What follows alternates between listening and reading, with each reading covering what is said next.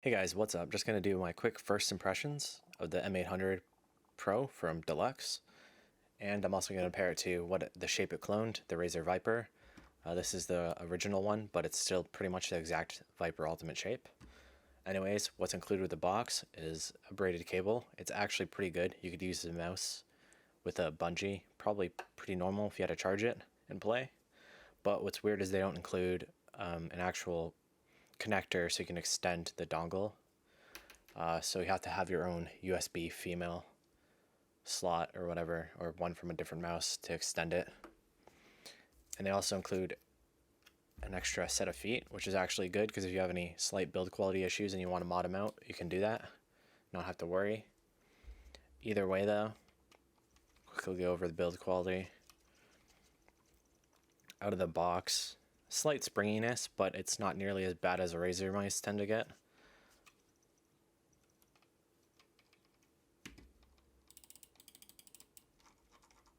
Quickly do a sound test, I guess.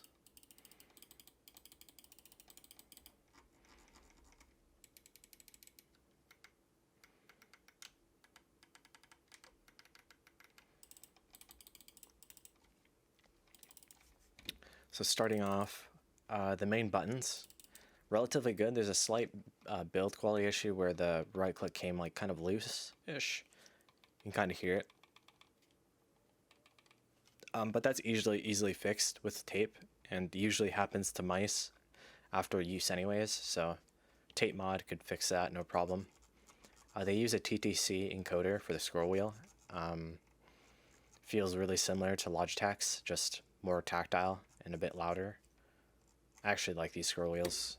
Middle click wise, it's a bit on the stiff side, but even mouse 1 and 2, although they feel like really good, they are a bit on the stiffer side for KL8s. So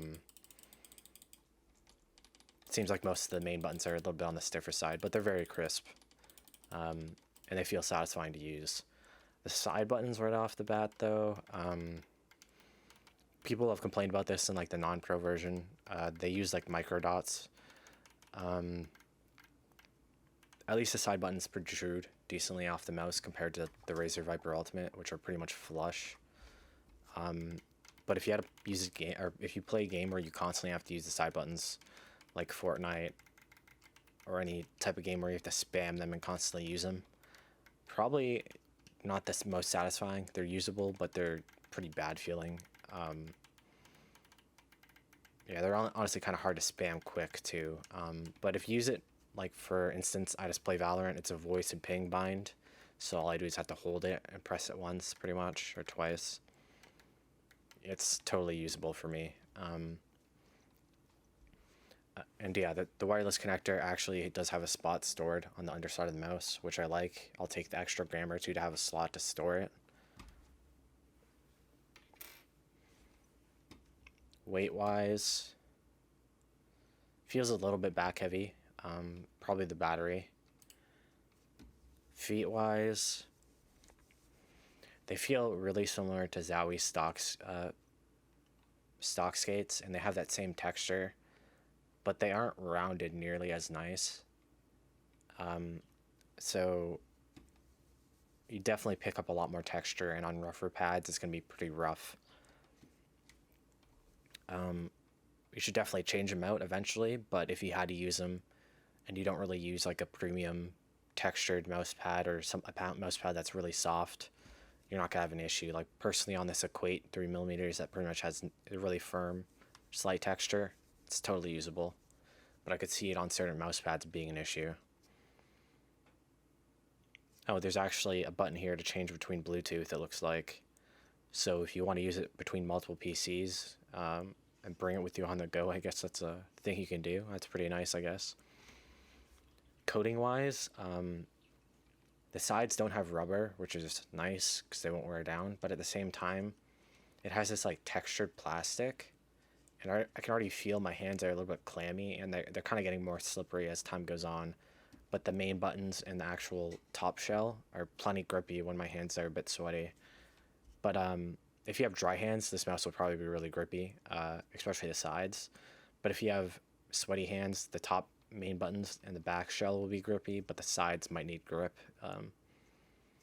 Potentially, I'm not sure how if they'll smooth out over time or get worse or get better over time, so we'll have to see in the full review.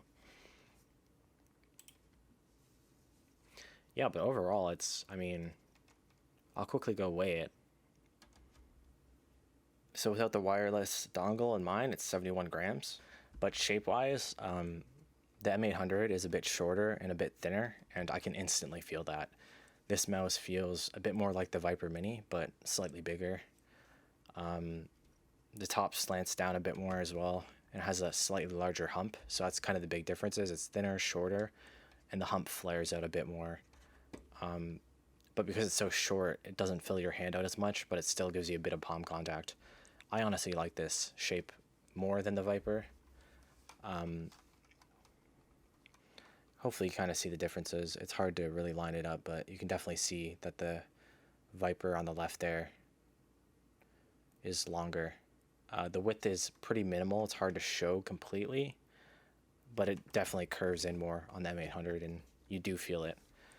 So if the Viper is too large for you and the Mini is too small, or you want something that's a bit bigger than the Mini and you still want the Viper shape, this is a good shape. I mean, build quality wise, there wasn't too many complaints. We'll see how it holds up over time. Other than the feet, I'd definitely change the feet if you're used to like newer Razer mice with better feet and stuff like that. But overall, there isn't too many complaints. And I actually did take a peek at the software already, and there is a debounce setting, so you won't have that high click latency that the original M800 did. I'm not sure. I just downloaded the Chinese driver, so if you're downloading the English one off the English site, maybe it's not fully up to date, and you might want to go to the Chinese website and download it from there if you're trying to look for that setting. But yeah, you can set the debounce and everything.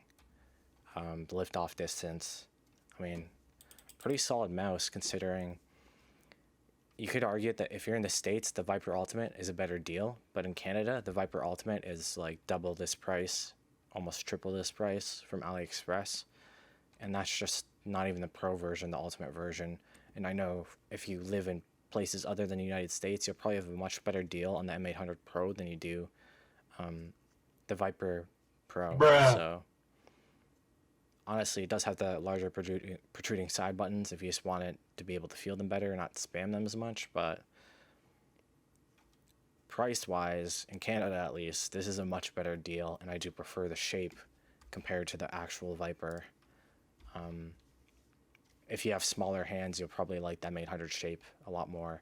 For reference, mine are 17 by 9 centimeters, so anyways, that's about it, guys. Can't really think of anything else to point out in the first video of it, but yeah, if you enjoyed the content, feel free to subscribe. Peace.